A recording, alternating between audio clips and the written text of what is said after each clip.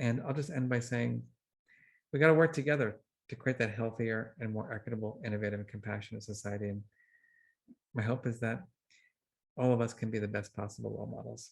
And on that note, I just want to say thank you. And I'm here to take questions from Kaden and Hannah and Gilda. Great. Great. Okay. Caden, why don't you go first? Yeah, no problem. So for my question, I said, I know it's exceedingly difficult to get my peers to open up and have that emotional catharsis that'll help relieve some of that emotional stress. So what, in your opinion, is the best way I can encourage them to open up? And then when they do open up, respond to their feelings in a way that isn't, judgmental. Yeah. So I think that's a great question, by the way. And I think the best way to get this going is for like you to be like their parent, but don't do it like in that real like parenting, like annoying way. I mean, like be the role model, right? Like just sneak in the feelings once in a while, like, gosh, I had a really rough night with my sister, my brother, my father, my brother, whoever, and like, how's it going for you? And like kind of play with it, but like you got to talk about it first, because then you open them up. Like they're like, wow, Caden's talking about his feelings. That's pretty freaking amazing. And you could do it, in very subtle ways. The second thing, or the second question, is a really good one too, which is your job, Caden, is not to solve everybody's problems, because that's like really draining and hard. Your job is to be that compassionate emotion scientist. And so, because I'm sure you've got friends who are of different racial backgrounds, different cultural backgrounds, different interests, personalities, the list goes on. And so you don't need to know what to say to them always, or what to do. What you want to do is kind of ask good questions. So what do you think you need right now? What can I do to support you? Like, ask questions that are compassionate and that open people up. And also they're going to say, well, I need a hug, man. That would be cool, right? Yeah, sure, why not? Or I just want to, I want to, let's go for a walk, or I want to play some basketball, or I want to go play baseball, or I want to go take a walk, or it's whatever. And so my suggestion is that you are the compassionate friend who just kind of gently ask questions to help them come up with the solutions. Thank you. Yeah. Very good. Thank you so much. Hannah, you're up next. Okay, my question is, how can a student become more comfortable with the stress that they deal with in their life? And is there anything we can do to practice being stressed so that we're better prepared for stressful situations? Well, we're gonna practice being stressed. That's fun. I think that's a tough one, right? So I think, Hannah, the first thing is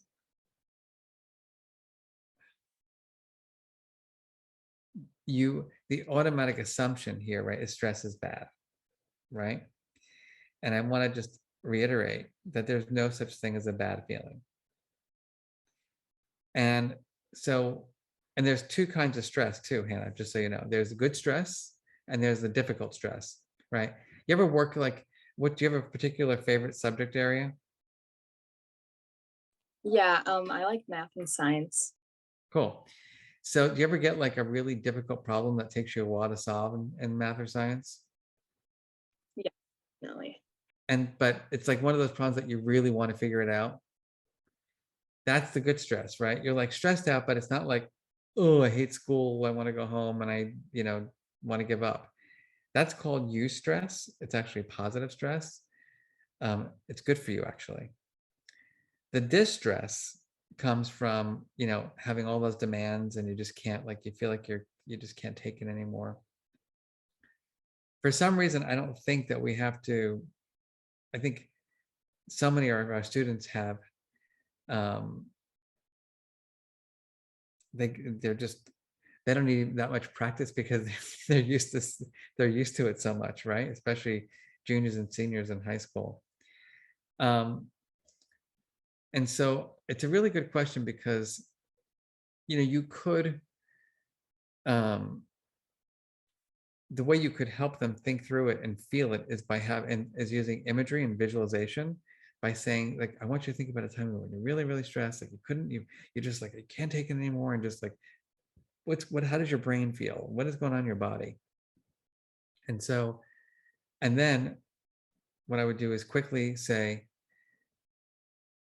now let's think about that feeling of being calm and content and tranquil. What does that feel like in your body? What does that feel like in your brain? And all of a sudden you're going to go like from this like tension to like, and just letting people feel it, so that when they are, I had this happen. I was traveling a while ago. I was in the airport, and my body was like, I was so tense from the trip, because it was like my first time traveling during COVID. It was like scary to go on a plane and all that stuff. And I was like, my shoulders were like this. And I caught myself in the airport like, oh my gosh, you are so stressed. And then I was like, okay. Ugh. I just took some breath and was like, Mark, you got to chill out. So I think putting people into scenarios where they can imagine themselves feeling that way, ask them to describe what it feels like in their body, what their thought processes are, is a good way actually to help them see what happens when you're in that distressed place. Thank you. Sure. Here's a question from the chat. How can we teach kids to make decisions based on their goals and not on their changing emotions? Oh, that was it. Wait, I got to read that one. What was it? How can Jennifer, it's from Sandra. how can we teach kids to make decisions based on their goals and purpose, not on their changing emotions? I think what's important is we can't deny that their emotions are going to be in there, but what we want to do is help kids be aware of the feelings that they're having when they're making decisions, because it's not that emotions bias you, it's that emotions that you're not aware of bias you. And so getting students to really unpack their feelings when they're making a decision, the reason why they're feeling that way, is a great way to help them learn both how to set goals and make good decisions, and at the same time manage their feelings. Mark, how about this question about, it's from Eileen, you can see that, to help an introverted child open up. Mm-hmm. All they're getting is a shoulder shrug. Yeah, I'm an introvert. I'm a neurotic introvert, lucky me. And I think we have to differentiate preference from skill. And so my preference is to be in smaller groups. My preference is not to be the one shining in the room, although I do a lot of public speaking. And I think my hunch is that our introverts in our society are they experience the same feelings as the extroverts. They're just less motivated to talk about them. And so the way you can open them up is by being the role model and creating planned time to literally check in, and using tools like the mood meter, because making it more concrete and more of an experience for the introvert actually might be more interesting. Did you see this one about encouraging a middle schooler, Jennifer? Did you see that one? I will look at it now. Anything else about that? Again, I think, let's try this out, Gilda. Let's imagine you're my daughter. And Daddy comes home from work, and Daddy had a really rough day. And I'm like, and you're like, hey, Daddy. I'm like, hi, honey. And, you can feel him in a bad mood, and you kind of like disappear because like Daddy's in a bad mood today. I don't want to, I'm going to stay away.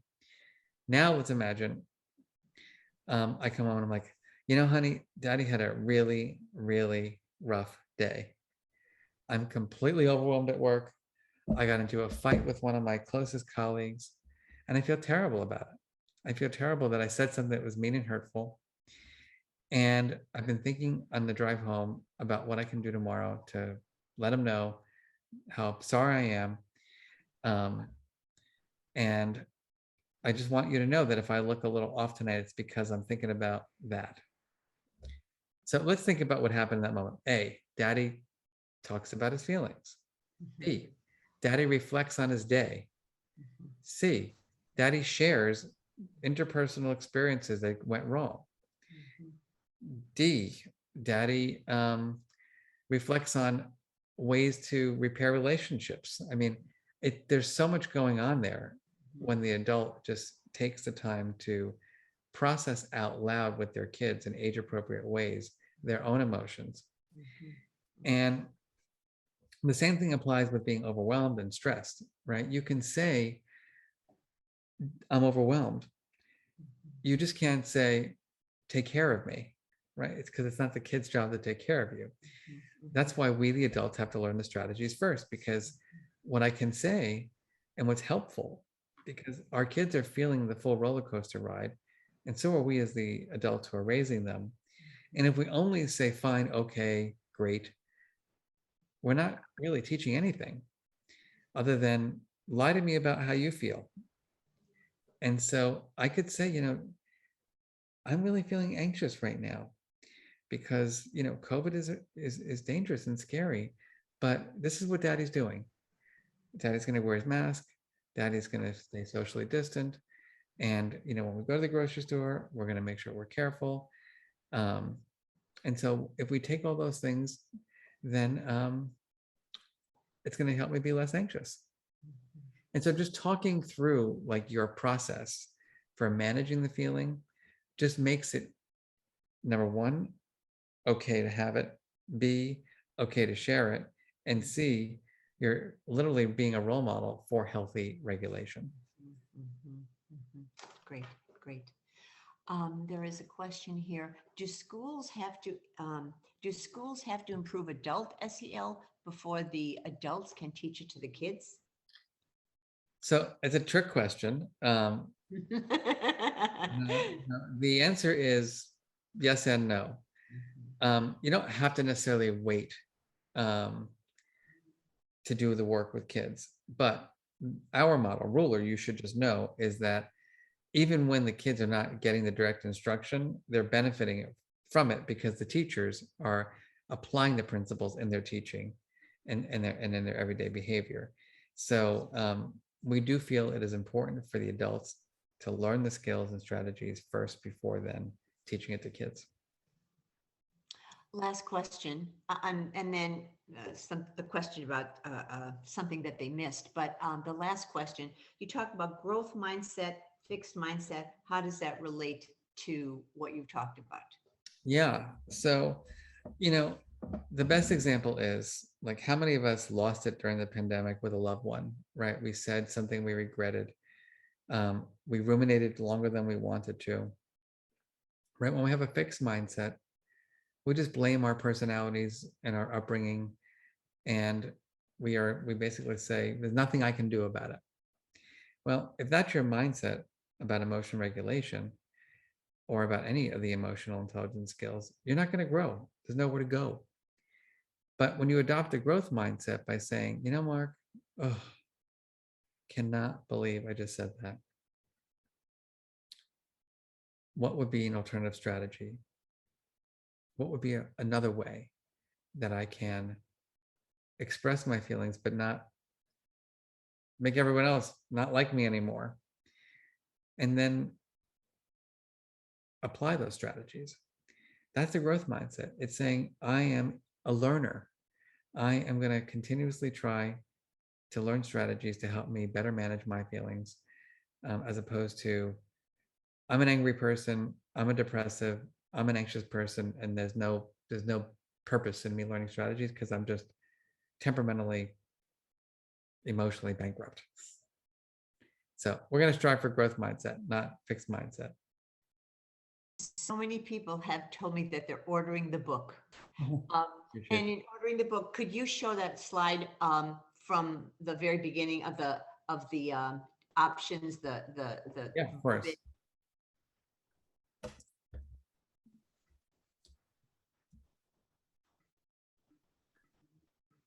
There we go. Let me share my screen again. Now we've seen it at the beginning and now we're seeing it at the end. Yep. So that's, and by the way, that's on the inside cover of the book, Very good. paperback and hardcover. Very good. And also the app that we have built.